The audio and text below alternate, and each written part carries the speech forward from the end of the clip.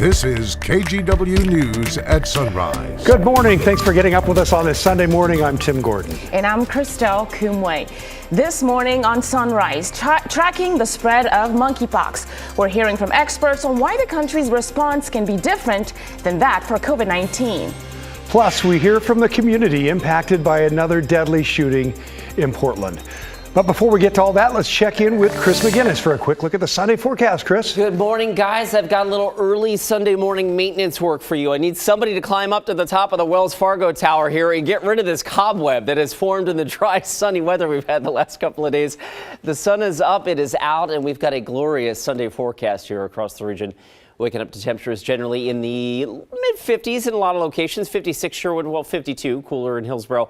And at last check, PDX sits at 60, the warm spot here in the metro area. We go out wider, mid-60s in Pendleton right now. Baker City waking up to 51, and Central Oregon generally in the upper 40s to about 50 degrees to start our Sunday. The plan for today, a little bit of cloud cover out there this morning, a lot like yesterday, but just like yesterday and probably even faster, the clouds dissipate. And with that, I think we inch into the lower 80s once again this afternoon. Guys, we crank up the heat a little bit tomorrow. I've got more on that part of your forecast in just a few minutes. Okay, Chris, thanks a lot. Well, we are hearing from people in their neighborhoods feeling the impact of Portland's gun violence. Yeah, so neighbors are reliving a deadly shooting on their block. Police executed search warrants Saturday morning at a building on Southeast 122nd Avenue. It all started with a report of a shooting at Southeast Powell and 112 Friday night. Officers found one man dead and another who was hurt but expected to survive. Police say several suspects ran away. They set up a search perimeter until about 12:45 Saturday morning and caught everyone they think was involved. Neighbors are shaken by the shooting but not surprised. This is just Southeast Portland. This is an everyday. Every day. There's fights over here in the Safeway parking lot constantly. We have a joke. You don't need cable TV in Southeast Portland. So far, police have not publicly announced any charges. Anyone with information is asked to contact Portland Police. Well, for the second time in 2 weeks, Portland police are charging someone with a bias crime. This one was Friday afternoon. An officer saw two drivers pull up in front of the downtown police precinct. One driver was yelling at the other, and the officer tried to separate the two people. Police say 54-year-old Neil Walker pulled up to the other person and made biased statements about the victim being of Asian descent. Walker is then accused of pulling out a black object that made the victim think it was a gun. It turned out to be a black plastic air hose. Walker faces multiple charges, including second-degree menacing. Portland police are also investigating a stabbing at a park in Southeast on Friday. Officers responded to Sewell Crest Park in the Richmond neighborhood of 31st and Market. They found the victim and sent them to the hospital in an ambulance. Witnesses gave officers a description of the suspect, and police found him nearby off Hawthorne and 32nd Avenue. They booked Eric Bell into jail. He now faces second-degree assault charges. But anyone with extra information on this case is asked to contact Portland Police. Portland's crime and homeless crisis are impacting the city's real estate market. Office buildings in downtown Portland are going on the market at an alarming rate.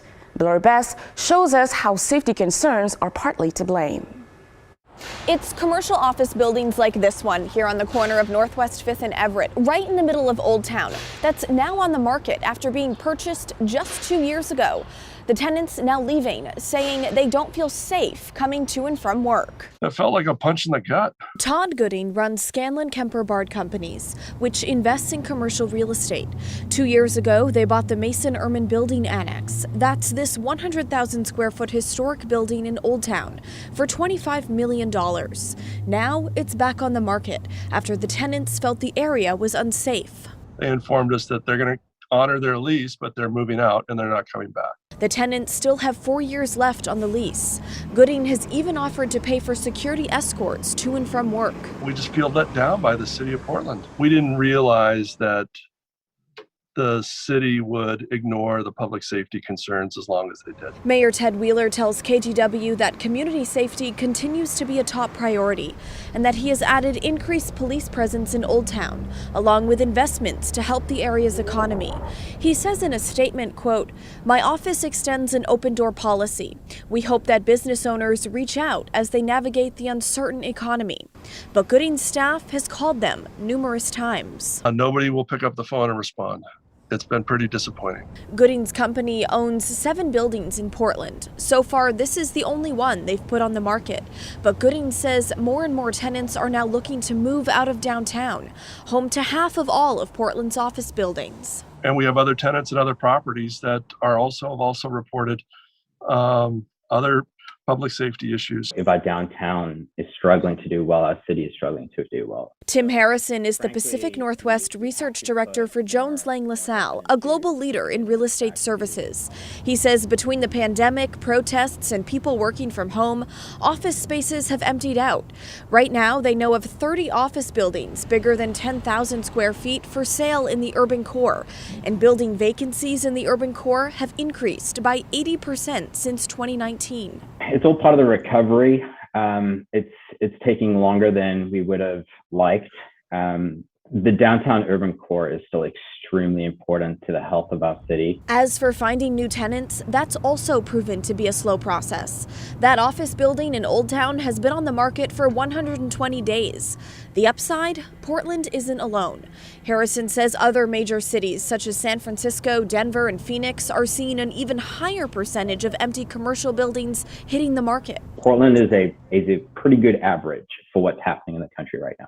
Real estate experts say the future of this city depends heavily on people returning to the workplace. And it's up to larger companies and the city itself to really take the lead on this by bringing employees back into the office if the downtown core is to fully recover from these last few years. In Northwest Portland, Blair Best, KGW News. Now to the latest with monkeypox. People are getting vaccinated, but the number of available doses is really limited. For example, Washington has just 400 doses, so only people with high and immediate risk close contact will be given priority. That's the bad news. Here's the good news. Unlike COVID-19, doctors have a lot of tools for preventing the spread of monkeypox. Here's Washington State University researcher Heather Kohler. We're not starting from scratch. We know the symptoms, we know the transmission, we know the incubation period, we know the potential outcomes. We have therapies available. I have been, not surprisingly, friends, everyone's texting me. And I would like to give everyone else the same reassurance that I give them. Don't be afraid. This is not going to be a new pandemic, in my opinion. Now, monkeypox is spread by human contact. If you're at a gym or playground, know that the virus is easily killed with disinfectant wipes, soap, even sunlight can kill it. So just like with COVID-19, make sure you wash your hands. In Oregon, a fisherman is recovering after falling nearly 40 feet. This was at Otter Rock, south of Depot Bay, Saturday afternoon. Several agencies responded to the scene. The fisherman broke a leg in the fall and needed help getting out of the area. Crews successfully hoisted him up the rugged terrain before climbing out themselves. The fisherman was taken to a hospital in Salem for surgery. Now, a breast cancer survivor says her diagnosis and early treatments were difficult to navigate. Coming up in about 12 minutes, how the Pink Lemonade Project gave her the support she needed through a challenging time. Now the project is getting a helping hand. But first, Life Flight Network is enhancing its coverage, where it's putting in a new base to make sure people get medical care as quickly as possible.